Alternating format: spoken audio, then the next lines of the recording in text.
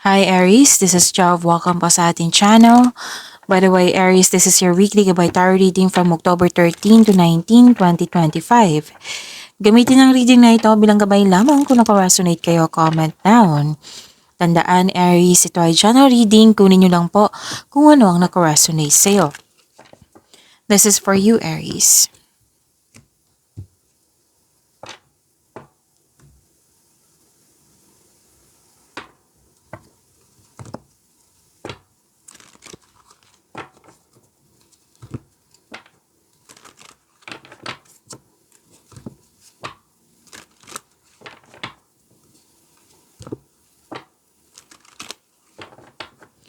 Para po ito sa iyo, Aries, ngayong October 13 to 19, 2025.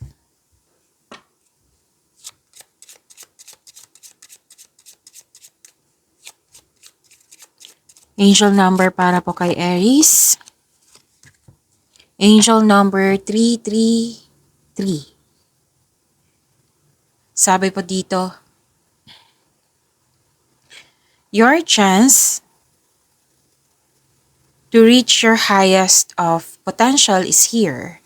Perseverance has gotten you to where you are. You have been through so much, and this guidance is here to show you that you are exactly where you need to be. To attract more blessings, let us say the power of affirmation. Let us say, my potential is infinite. I use my strength as my ally to pursue my highest good. Again, my potential is infinite. I use my strength as my ally to pursue my highest good. So this is angel number 333. This is a sign of creativity, communication, growth, and good luck. Okay? At bigyan lang kumbaga focus sa inyong na-receive na opportunity or project. Makinig din sa inyong intuition. And this is personal strength. At i-maintain nyo yung positive thoughts to achieve your goals. Okay? And this is creativity and communication. Next is this is growth and development. Spiritual support. You have balance and harmony. And this is good luck and optimism. Okay? So, claim nyo po ang ganda.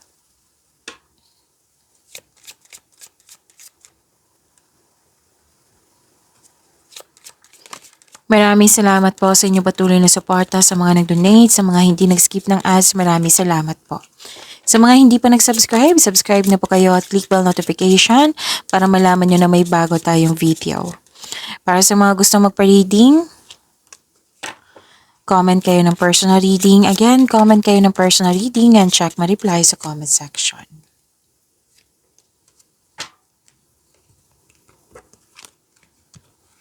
Mas lumawak yung ambisyon nyo sa buhay.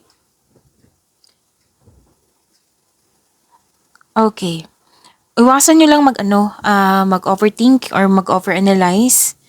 At, oo, baka pagod kayo ha, kasi nakakapagod tong overthinking na ito. Oo. Pwede rin nagkaroon ng anxiety or stress. Ingat din kayo sa mapaninlang na tao. Yun po. Pwedeng may loss of connection dito. Na pwedeng naalala mo siya or may nagpaalala sa'yo. So, you have to move forward. At ang ganda kasi may harvest po. Pwedeng binayaran kayo, sweldo. Pwede din na literal na harvest. Pwede din na binayaran kayo, nagbigay kayo ng serbisyo at binayaran kayo. Pwede din na yung naging fast moving yung product nyo. So, pwedeng literal na harvest. So, claim nyo po yung harvest time.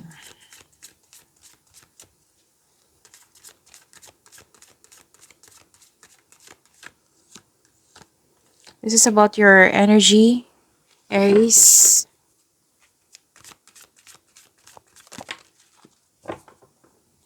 Kung may napansin kayo na repeating message, yan po yung pinupush ng course sa inyo. Like for example, nanood kayo sa inyong monthly Kabay Tarot reading, weekly Kabay Tarot reading, daily Kabay Tarot reading, as in your first half of the month of October, at may napansin kayo na repeating message. Yan po yung pinupush ng course sa inyo na kailangan yung bigyan ng atensyon, solusyon, at aksyon kung maaari po. So ano yung energy ni Aries? Malaki ang influence ng single parent dito. Pwedeng siya, pwedeng ikaw to, na malaki ang influence. Tapos sabi ng card, nagpasya po daw kayo dito. Oo, may naging honest kayo sa inyong sarili. Sabi ng card, magaling kayong gumawa ng desisyon. Na manindigan kayo sa inyong desisyon. Mag-focus kayo sa logical at katwiran kaysa sa umasa sa inyong emotion. Makinig din kayo sa inyong intuition. Kung sa gawain nito, lalo na sa inyong career and money, tsaka na makagawa kayo ng diskarte sa iyong kaperahan at layunin.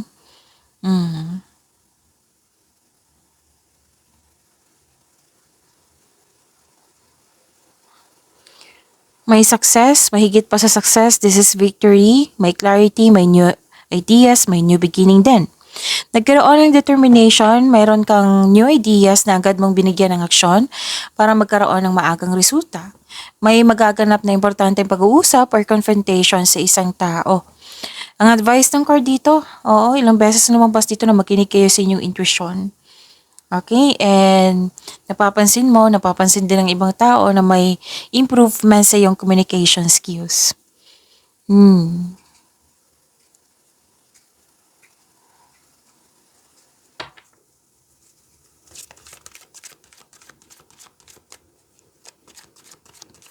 Career and money ni Aries.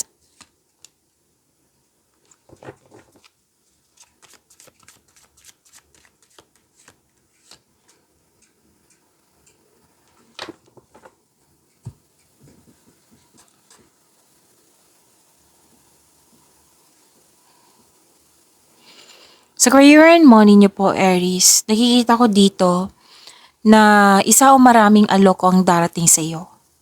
Isa o maraming alok o idea ang darating sa iyo. Sobrang busy mo dito. Maraming ginagawa for this week, so prepare yourself. May parating na exciting new opportunities po. Financial stability, nakikita ko rin dito. Nagkaroon ng abundance sa kaperahan mo ngayon. So, ang ganda. Claim nyo po.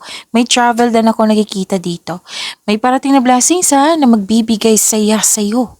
Claim nyo po.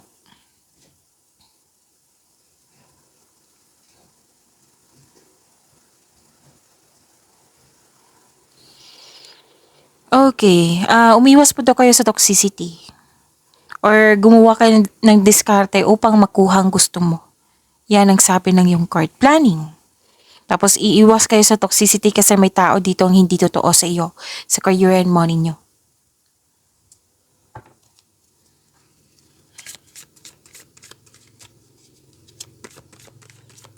Love life, self-love, partnership, and romance ni Aries. Ngayong October 13 to 19, 2025.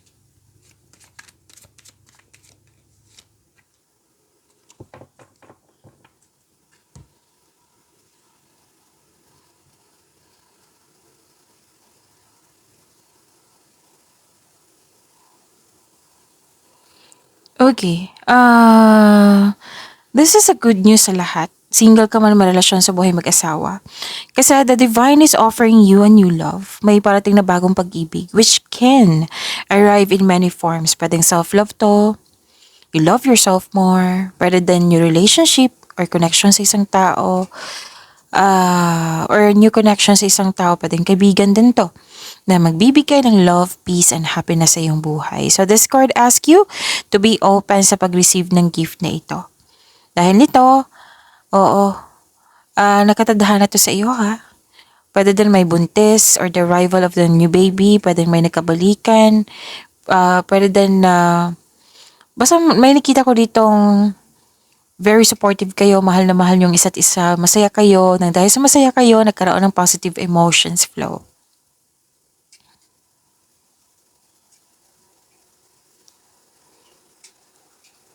So this is about family, wealth, family inheritance. Maari makatanggap ka ng mana, pension, retirement o masaga ng ani ng buhay. Nag-spend time ka sa family or sa group of people. Nag-save ka para sa iyong sarili at para sa kanila. Sa mga single dyan, papasok lang kayo, interesado lang kayo sa magkaroon ng relasyon kung ito ay seryoso sa buhay.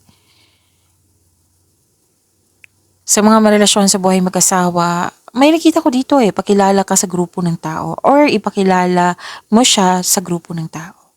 Pagyamanin niyo po yung blessings sa binigay sa inyo, Aries. See you tomorrow. Maraming salamat po.